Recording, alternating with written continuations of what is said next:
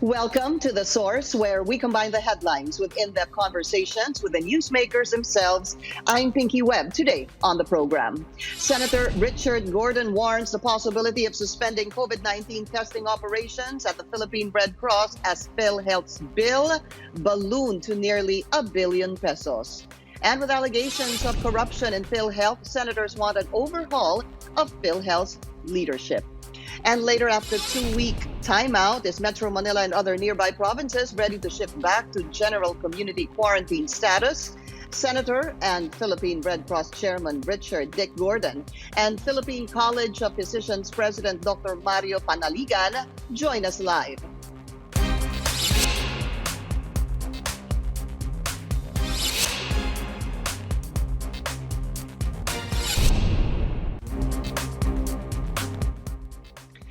The Philippine Red Cross may likely suspend its COVID-19 testing program if PhilHealth fails to settle its debt to the organization. PRC says PhilHealth has yet to pay nearly ₱1 billion for the provision of real-time PCR tests. The humanitarian organization says it may be forced to stop the operations of its testing center in Manila if the debts remain unsettled. Let's go straight to the source of the story. We have Philippine Red Cross Chairman, Senator Richard Dick Gordon. Senator, welcome to The Source, and thank you for your time, sir.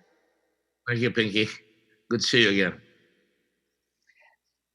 Good to see you, Senator. For the record, how much does PhilHealth owe the Philippine Red Cross? Right now, it's about 700 million and growing. If we 700 million, and if they do not pay in about a week, it will go to ₱1 billion, and we cannot afford that because we're trying to replenish our stocks from China. We're ordering about 400 million swabs or rather test kits, and it's going to cost about $6 million. So we're holding that, and definitely we'll have to stop until we get some replenishment of funds. Bakit ho kaya, Senator, umabot ng ganito kalaki yung utang ng PhilHealth? Well, it's been like pulling teeth with them. The original, that's why I didn't want to sign originally. They came to us. We never wanted, we did not offer our services to them, but because we were quick on our feet, nakapag-order kami ng mga maraming makina na mabibilis, nagpunta lahat yung mga cabinet officials doon, sila Secretary Duque, sila Secretary De Lorenzana, sila Secretary Año. Marami sila nagpunta, nakita lang mabilis, sabi nila, this is the game changer. Kayo lang ang may makinang ganyan. So, sabi ko, hindi ako nanghihingi ng pabor sa gobyerno. Malinaw ko dyan all the while.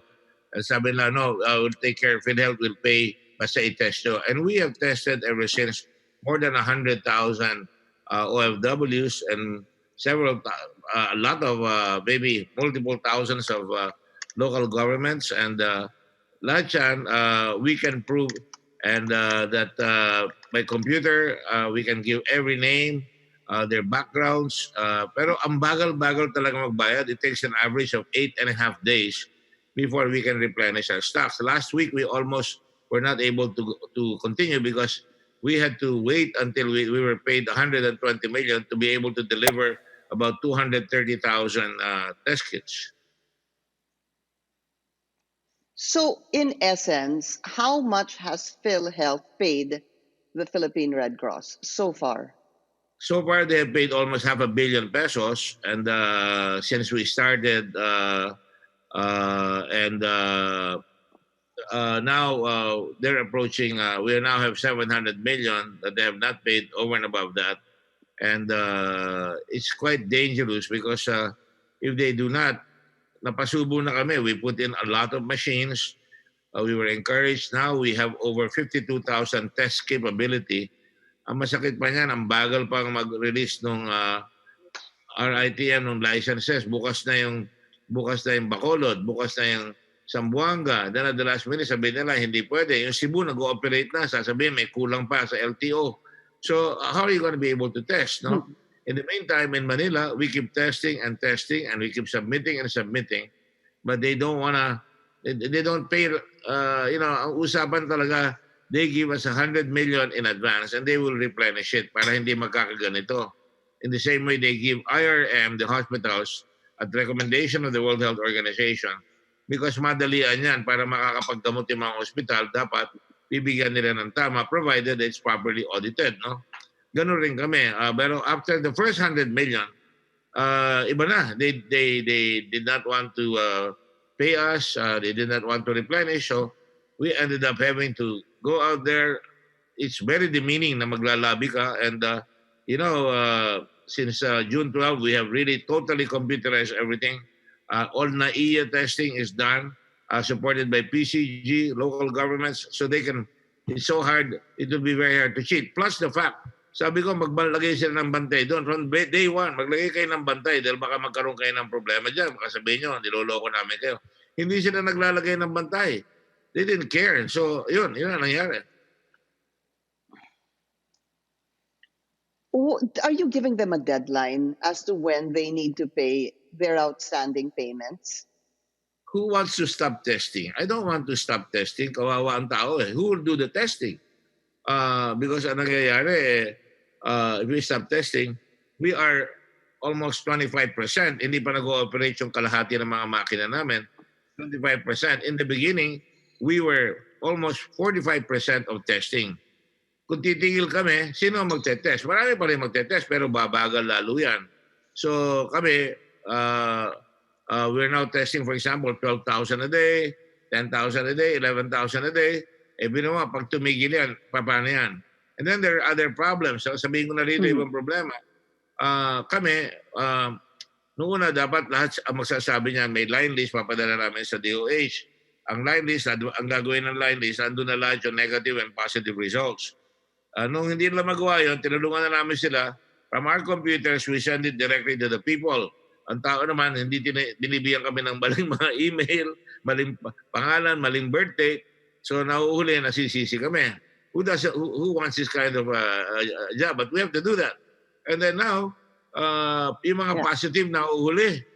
Positive cases are dangerous. They have to be reported right away. So I wrote a letter to Secretary Duque na sabihan niya yung mga tao niya, pag positive sabihin nila. Now I'm offering na nga, sabi ko, pag positive cases, kung di niya kaya, you have to authorize the Red Cross na sabihin namin, positive kayo, may doktor kami, sila ang magsasabi. Hanggang ngayon, wala pa yun. In addition to the lack of payment of the test. Why is that happening? Sorry? Why is it happening? Why is this happening?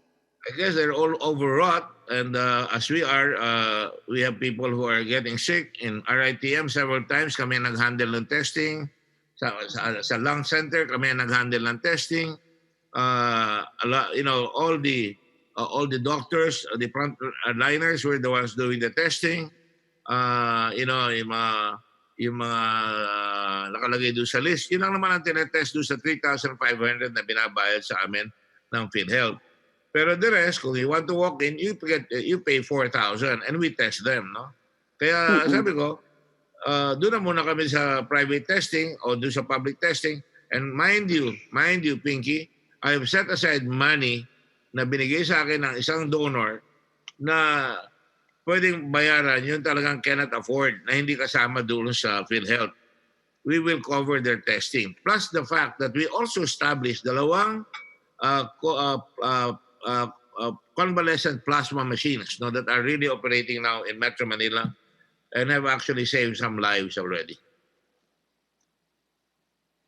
Yesterday, Dr. Shirley Domingo, the spokesperson of PhilHealth, was asked about this outstanding balance of PhilHealth to the Red Cross. And she said this. She said that Red Cross billed them last Friday and Saturday of 700 million pesos. And then she added, but they paid some 504 million pesos so far, and the rest of the bill is being processed. She's correct. I'm not going to deny that. But, the point is, the bills are ready. Napapagod na yung mga tao namin. Pagka maniningil, ang tagal-tagal, no? So sabi ko, last week alone, sabi ko, hindi ko na itutuloy yan dahil hindi nyo binabayaran yung 120 million, nakalagay na doon. Yun, nagbayad sila. Meron pang time, umabot ata ng 24 days, hindi nagbabayad. So how are we going to be able to do the test? We are ready, 26 days, we are ready to continue testing, but if they don't pay, we cannot give something that we don't have. No? We have to replenish our resources to be able to continue testing.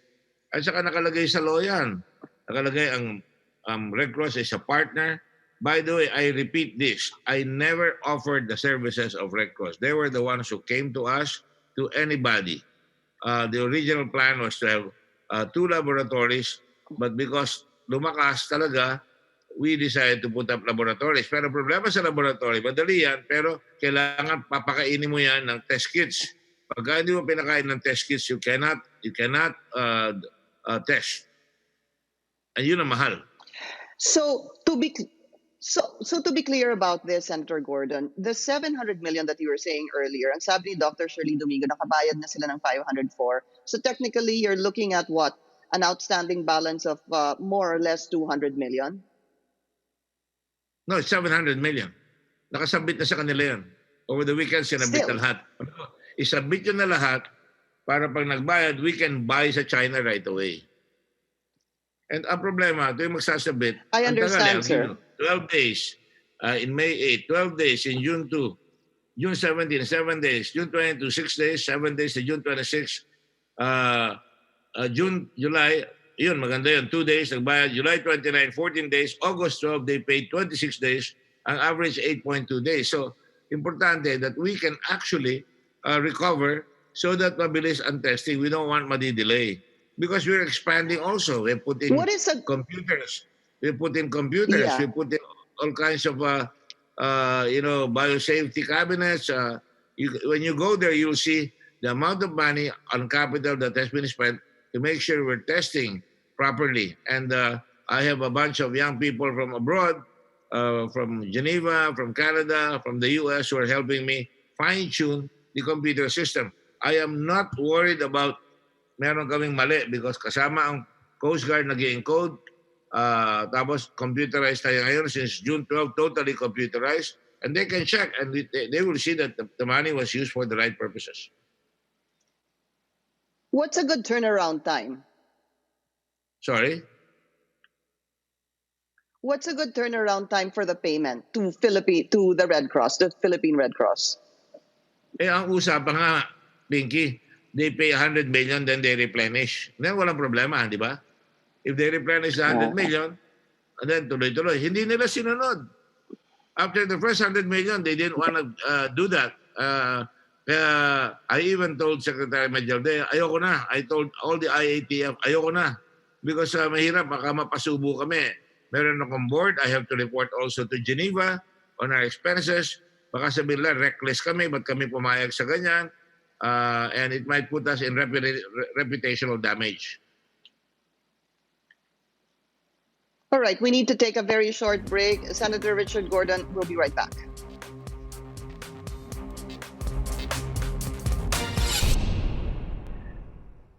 You're watching The Source on CNN Philippines. Our guest today, Senator Richard Dick Gordon. Senator, I need to ask you about MECQ. Do you think it's time for NCR and the other areas to revert back to GCQ, or must we or government should extend this another 2 weeks as advised by some sectors?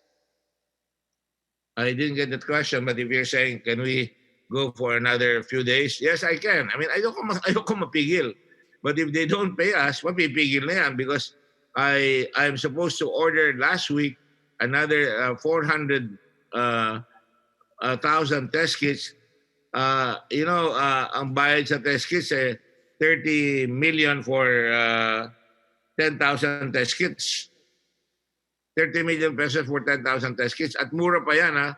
Yung binibili ng gobyerno, ang kuha namin dyan is 936, if I'm not mistaken. Ang kuha ng gobyerno sa kanila is 1,390. To be precise, ang kuha namin sa test kits namin, 936. Binili ng DBM para sa PhilHealth, 1,332 pesos. So there's a 400 difference, variance. Kami mura-mura because I did this to the Chinese Red Cross. Mhm. Let's shift topics, Senator. MECQ, the government will decide whether we retain this MECQ or possibly move to a more lenient GCQ. What are your thoughts, sir? Should this be extended, the MECQ, or are we ready to go back to GCQ? Well, I've always said it's a matter of people cooperating, wearing masks, distancing, washing hands. That's the most important thing. We can work if you do that. And at the same time, the government must continue yung contact tracing at saka yung testing. Pagka may nakuha kayong tao na mayroong COVID, dapat drain the swamp in the house. Lahat sila i-quarantine. And then lahat ng mga tao. Isang malaking problema pa is there is a very timid referral system. People don't know where to go. Like the other night, nakikiusap sa akin, hindi makapasok sa ospital yung mga tao. So actually, originally, our 1158 number was supposed to guide the people which hospital they can go to, which ambulance will take them, at saka whether they should go or not. But, dapat government and the private sector should be helping so that ang tao hindi na tataranta, hindi nakakapasok sa ospital, na andun sa emergency ward, nanghihintay, yung isa namatay sa tricycle, at pati lahat ng pamilya niya may COVID. So kulang na kulang ang takbo natin. So we're talking about MECQ and all kinds of alphabets. The important thing is people must be part of the solution and that it must be implemented in the factories. It must be implemented in transportation para magawa yan. The MECQ just gave our frontliners some time to rest because they're all overwrought. Even our people in the Red Cross are getting COVID already. We have 95 people in the Red Cross that have COVID. My entire staff, personal staff, they all got COVID from our movements. So it's important talagang magbantay. So one of the things we're going to do in the Red Cross sa mga emergency wards is we're going to put tents doon sa mga emergency wards para nakahiga ang tao, hindi naghihintay sa labas at nagpapanik, no?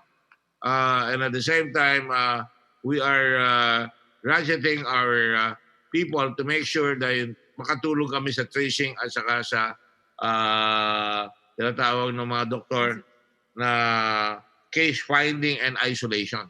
Yun ang mahina tayo, case finding and isolation. Right. Senator Richard Gordon, sir, thank you so much for... Okay. Thank you for your time, sir, and please take care. Thank you, Pinky. Salamat. Thank you. And coming up, we'll speak to the Philippine College of Physicians, about the medical community's assessment of the MECQ in Metro Manila. We'll be right back.